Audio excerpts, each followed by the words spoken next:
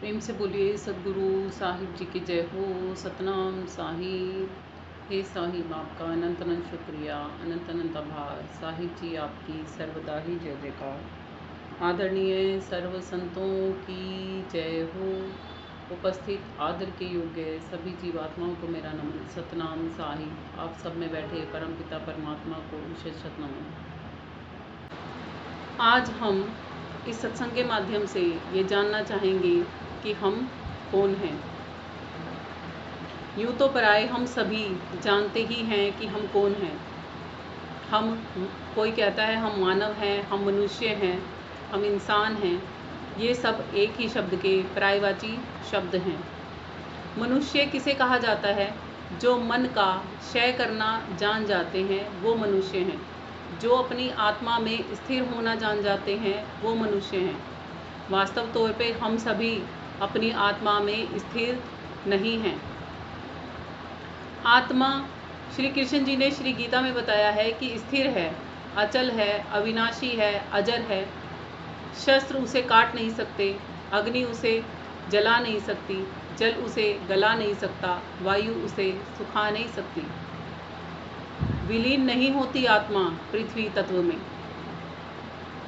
फिर भी आत्मा कर्मा अनुसार तन धारण यहाँ कर रही है और छोड़ रही है। यही जन्म और मरण कहलाता है। शरीर धारण करना मतलब जन्म लेना, और शरीर को छोड़ देना मतलब मृत्यु को प्राप्त हो जाना। अब हम इस शरीर में कहाँ रहते हैं हमें इतना भी नहीं पता। फिर हम इस मन का क्षय कैसे करेंगे? कैसे हम मनुष्य कहलाएंगे? कैसे हम अपने मन पर विजय प्राप्त करके उस परमात्मा को प्राप्त कर पाएंगे जहाँ पर आवागमन नहीं होती, जहाँ पर ये जन्म मरण नहीं होता। वहाँ पहुँचने के लिए हमें पहले खुद को जानना जरूरी है। जैसे कि रामचरितमानस में तुलसी साहिब जी ने बताया है। रामचरितमानस में तुलसी साहिब जी हमें समझाते हुए कहते हैं उत्तरकांड के दोहा 116 के पास। जब आप देखेंगे रामचरितमानस खोल के तो आपको मिल जाएगा। उसमें लिखा हुआ है, कहते हैं वो, सुनहु तात यह अकथ कहानी, समझत बनत न जाए बखानी। कि हे तात, ये अकथनीय कथा है। वो कथा है जिसे कोई कथ के, कह के, सुना के नहीं बता सकता। शब्दों में बोल के कोई नहीं सिखा सकता। अगर आप समझना चाहोगे तो समझ में आएगी। यदि इसका पाठन पठन करते रहोगे तो ये नहीं समझ में आएगी। मूलतः तौर पे समाज में, आज दुनिया में सभी जगह पर रामचरितमानस प्रत्येक हिंदू घर में पढ़ी जाती है। फिर भी सभी हिंदू धर्म वाले भी इस ज्ञान को नहीं जान पाते हैं। क्यों? क्योंकि हम सब इसको केवल मात्र पढ़ रहे हैं, समझ नहीं रहे हैं। और तुलसी साहिब जी कहते हैं जब तक समझोगे नहीं तब तक समझ में आएगा नहीं। क्या नहीं समझ में आता हमारे पढ़ने के बाद भी? ईश्वर अंश जीव अविनाशी, चेतन अमल सहज सुख राशि, सो माया बस भयो गोसाई, कीर बंधो मर कट की नाई। राम सिया राम, सिया राम, जय जय राम। कि हम ईश्वर की अंश अविनाशी आत्माएं हैं, आज मनुष्य के तन में बैठी हैं। ईश्वर अंश जीव अविनाशी, और कैसी हैं? चेतना है हम।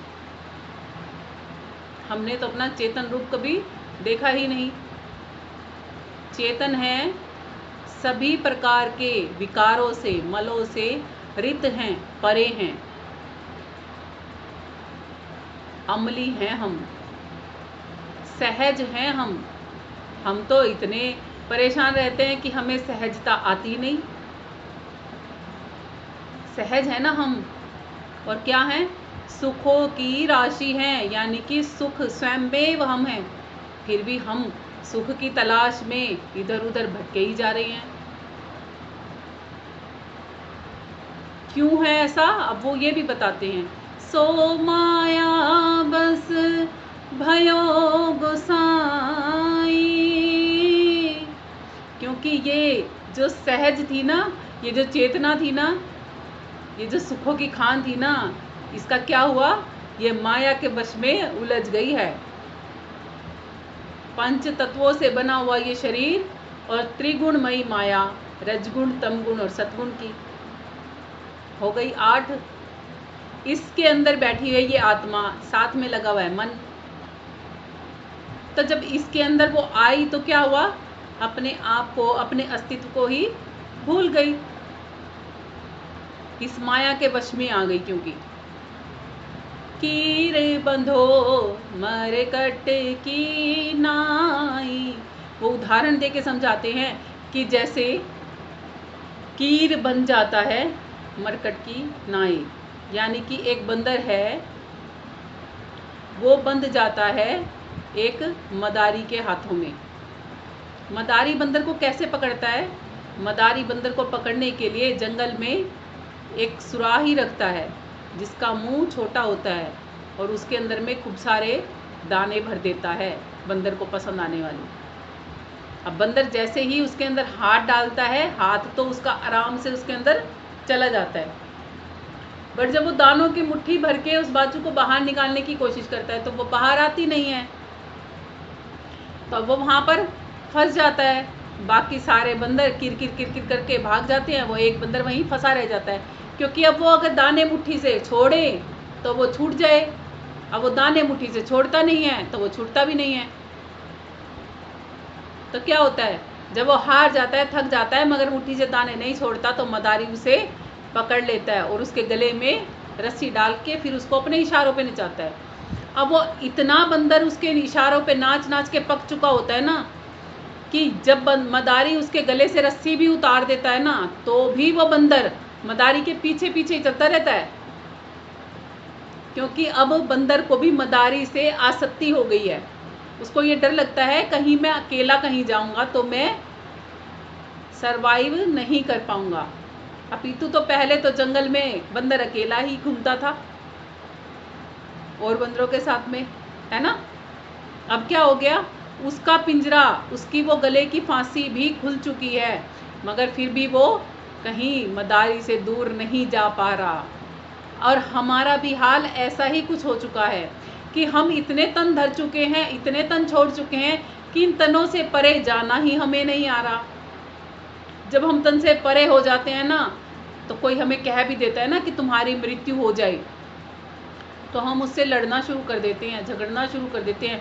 मैं क्यों मर जाऊं, तुम मर जाओ, तुम्हारा बुरा हो, मेरा, इसमें बुरा है या अच्छा है, अब खुद सोच के देखो। हमें तो कोई बोलता है कि आप मर जाओ, हम कहते हैं आपका भला हो, अच्छी बात है, हम यहाँ से मुक्त हो जाएंगे मर के। उसको पता है ना मुक्त हो जाएगा, जो बंदर वो जान जाएगा कि इस मदारी की रस्सी से अगर मैं छूट गया तो मैं वाकई में ही बंधन मुक्त हो जाऊंगा। मगर जिसे ये पता है मनुष्य को कि मरने के बाद फिर से आवागमन के इस चक्रव्यूह में पड़े रहना है, डर में है जो, तो वो कैसे खुश होगा भला इस बात को सुन के कि मुझे मर जाना है। सर्व संत हमें सिखाते हैं जीवित मरिए भवजल तरिए। जीवित मरिए भवजल तरिए का मतलब ये बिल्कुल भी नहीं है कि अपनी इच्छाओं को, कामनाओं को मार दो इस दुनिया में रहते रहते। किसी का आम खाने का जी होता है, वो आम को त्याग देता है, जीवन पर्यंत आम नहीं खाता कि हमने तो जीते जी त्याग दिया।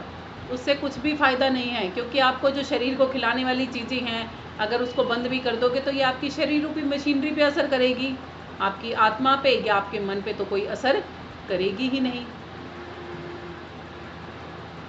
तो सबसे पहले हमें क्या करना पड़ेगा, इन सबको जानने के लिए खुद को जानना पड़ेगा, जिसको तुलसी साहिब जी ने कहा कि ईश्वर की अंश है हम, अविनाशी आत्माएं हैं, और इस माया रूपी शरीर में हम वास करती हैं। अब हम इस पूरे शरीर में कहाँ पर वास करती हैं, किस किस को पता है कि हम पूरे शरीर में कहाँ वास करते हैं? हाथ खड़े कर करके बताओ। हाँ, हम यहाँ पर इस शरीर में वास करते हैं। अब हम इसको खुद से जब हम यहाँ पर वास करते हैं, ये हमें पता है, तो क्या हम खुद को देख सकते हैं? आंखें बंद करके तो देख सकते हैं ध्यान में जाकर। और खुली आंखों में हम क्या खुद को देख सकते हैं?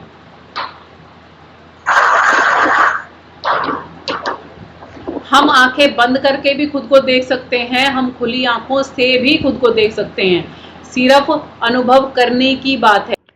बाहर जब हवा चलती है तो हम वायु को महसूस करते हैं कि हवा चल रही है। वैसे ही जागृत अवस्था में आत्मा और मन का वास हमारी आंखों में होता है, जैसे जिसे हम एक उदाहरण से स्पष्ट रूप से समझ सकते हैं कि जब हम कहीं बाहर जा रहे हों और हमारे आगे कोई अनजान व्यक्ति उसी रास्ते पर जा रहा हो, अब उस रास्ते पर उस व्यक्ति का पर्स गिर जाए और हमने यह सब कुछ देखा है कि हमारे आगे जा रहे व्यक्ति का पर्स गिर गया है। अब हम वह पर्स उठाते हैं और उसी समय हमारे अंतःकरण में दो विचार चलते हैं। एक यह कि यह पर्स हमारा नहीं है, हमें वापस दे देना चाहिए, और दूसरा यह कि हमें यह रख लेना चाहिए, इसमें जो धन है अब वह हमारे काम आएगा। और फिर कौन सा किसी व्यक्ति ने हमें देखा है पर्स उठाते हुए, या उस व्यक्ति को पता है कि क्या मेरा पर्स गिर गया है? यदि पता होता तो वह ले ही जाता। अब तो यह पर्स हमें मिल गया है, इसीलिए हमारा ही हो गया है। अब जो पहला विचार हमारे अंदर आया था वह सही था, वह आत्मा का था, और दूसरा विचार जो हमारे अंदर आया वह मन में चल रहे लालच का था। इससे पता चलता है कि जागृति अवस्था में आत्मा और मन का वास आंखों में ही होता है। ये बात ठीक है ना? अब हमें पता लगता है कि जो हम सही कार्य करते हैं वह ईश्वर की मर्जी होती है, और जो हम सही कार्य नहीं करते वह मन की मर्जी से हम करते हैं। हमें यह भी पता लगता है कि हम ईश्वर की अंश अविनाशी आत्माएं हैं और जन्म मरण में घूम रही हैं। अब हम क्यों जन्म मरण में घूम रही है, हम इस पर आते हैं। गोस्वामी तुलसीदास जी कहते हैं कि जो जस कर्म करे पावे सोई, यह संसार जात सब रोई। और यही बात श्री कृष्ण जी श्री गीता में भी कहते हैं, कर्मणेवाधिकारस्ते माँ फलेषु कदाचन माँ कर्म फल हेतु भुर्मा ते सर्वस्तो कर्मणि। श्री कृष्ण जी कहते हैं कि हे अर्जुन, तेरा कर्म करने पर अधिकार है, अपितु जो तूने कर्म किए हैं उनके फलों का भोक्ता तो तुझे बनना ही होगा। अर्थात हम कर्म करने के लिए तो स्वतंत्र हैं, अपितु उसके फलों को भोगने के लिए उनके गुलाम ही हैं। और यही बात तुलसी साहिब जी भी कहते हैं कि जो इस संसार में जैसे कर्म करता है उसके फलों का उसे भोगता बनना ही पड़ता है। ये दोनों वाणियाँ ही हमें यही समझाती हैं कि हमने जैसे कर्म किए हैं उन कर्मों के फलों के भोगता तो हमें ही बनना होगा। इन फलों को भोगने के कारण ही हमें एक तन से दूसरे तन और दूसरे तन से अन्यत्र तनों में गमन करना पड़ता है। यही कारण है कि हमें जन्म मरण का रोग लगा हुआ है।